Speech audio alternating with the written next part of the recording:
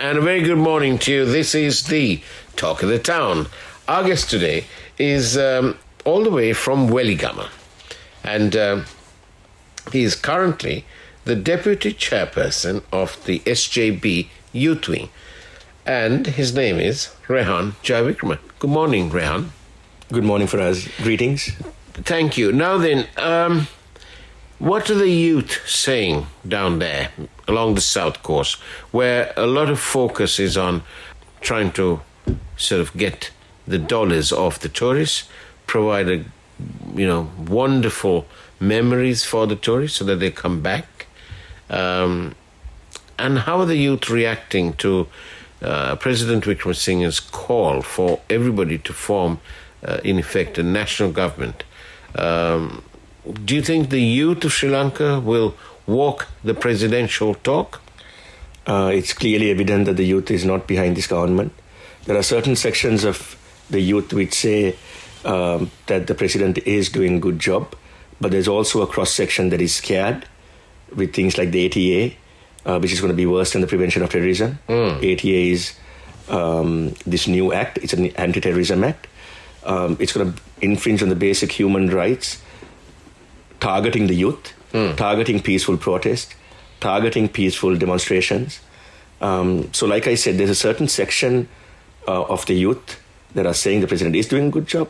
But like I told you, there's a very, very large number of youth that are very scared, tormented, and there's going to be another brain drain happening very, very soon. Do you think, how kindly do the youth take it when we hear, and they too hear, the president saying, look, if the teachers don't get it right, and if you don't mark the papers, blah, blah, blah, they will even lose their property.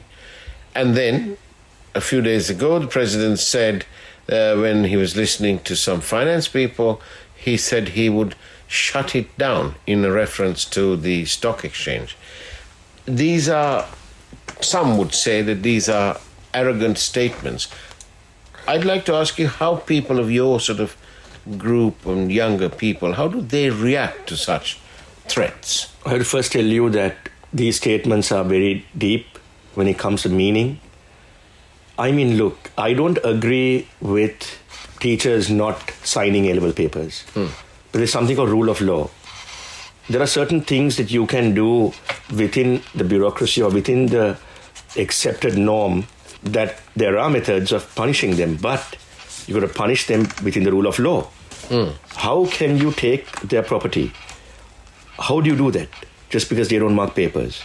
So like I said, I'm not agreeing with the fact that they are not marking papers, but I don't agree with the fact that you can make threats at them so openly.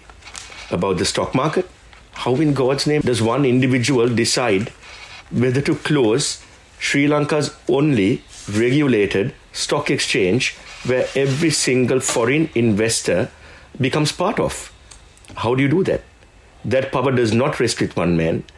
That power rests in Parliament with the people with a referendum. If you're going to close something where millions of Sri Lankans have accounts in, like the stock market, what you then do is, if you don't think the stock market should not exist, you go ahead and call a referendum and you put it to the people. But in a country where there are no elections, I really doubt there'll be a referendum, which means that we are not a democracy anymore. We are pretty much an autocracy. And that is deeply worrying, obviously. Of course it is.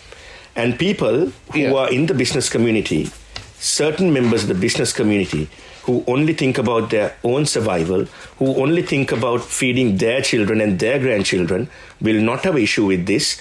But the worker that is struggling to make ends meet, struggling to put one meal on a table, is going to be deeply affected by all this. And tell me, how's the South doing? How's the coast doing? Are there growing numbers of tourists? Are they having a good time? I've got to be very honest with you. We had a very good season. I think Weligama had a somewhat of a better season than, obviously, after the Easter Sunday attacks and COVID. I think that people are picking up.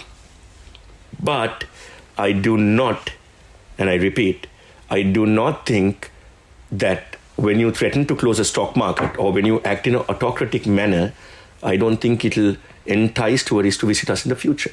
So while we are doing one thing right, we are doing 10 things wrong. Rehan Jayawickrama, thank you very much. That's food for thought indeed. And so it's now time to rejoin Domino Sankar on the Morning Fix. Thank you.